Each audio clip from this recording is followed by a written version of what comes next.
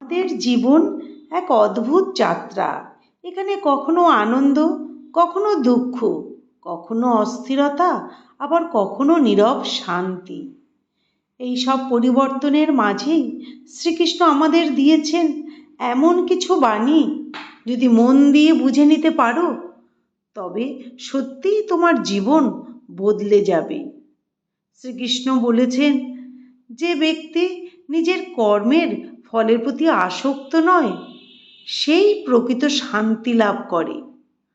আমরা জীবনে যত দুঃখ পাই তার মূল কারণ হলো আসক্তি। আমরা ফল চাই, প্রশংসা চাই, স্বীকৃতি চাই, আর যখন তা পাই না তখন ভেঙে পড়ি।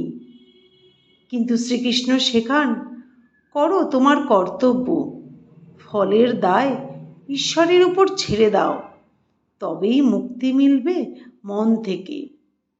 শ্রীকৃষ্ণ আবার বলেছেন, যে নিজেকে জয় করতে পারে সেই প্রকৃত বিজয়ী।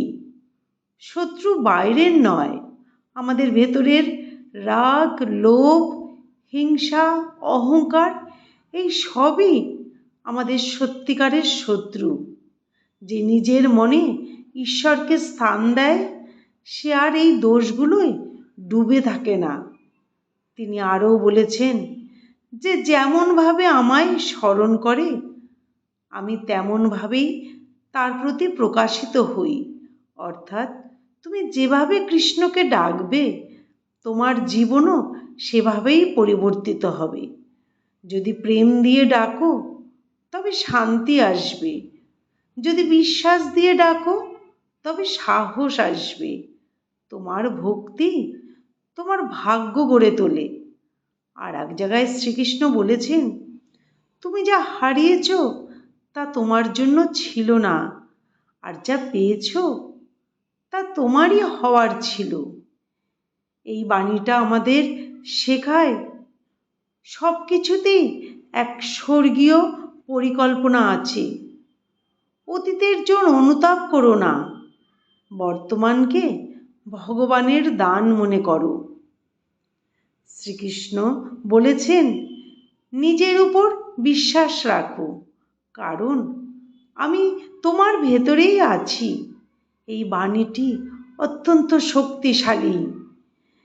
আমরা প্রায় নিজের উপর ভরসা হারিয়ে ফেলি আর ভাবি, আমি পারবো না, আমি একা।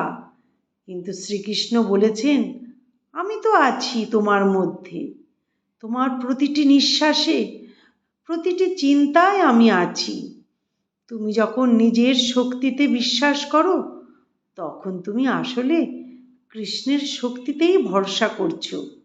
এই বিশ্বাসী মানুষকে অসম্ভবকেও সম্ভব করতে শেখায়।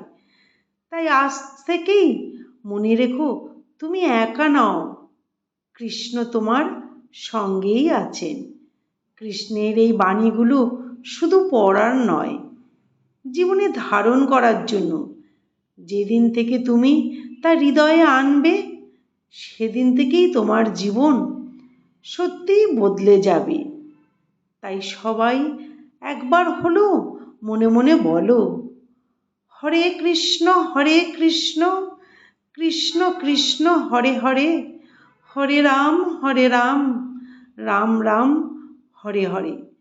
শ্রীকৃষ্ণের বাণীগুলি তোমার ভালো লাগলে কমেন্টে লিখবে হরে কৃষ্ণ, আর লাইক ও সাবস্ক্রাইব করবে। ধন্যবাদ। নমস্কার।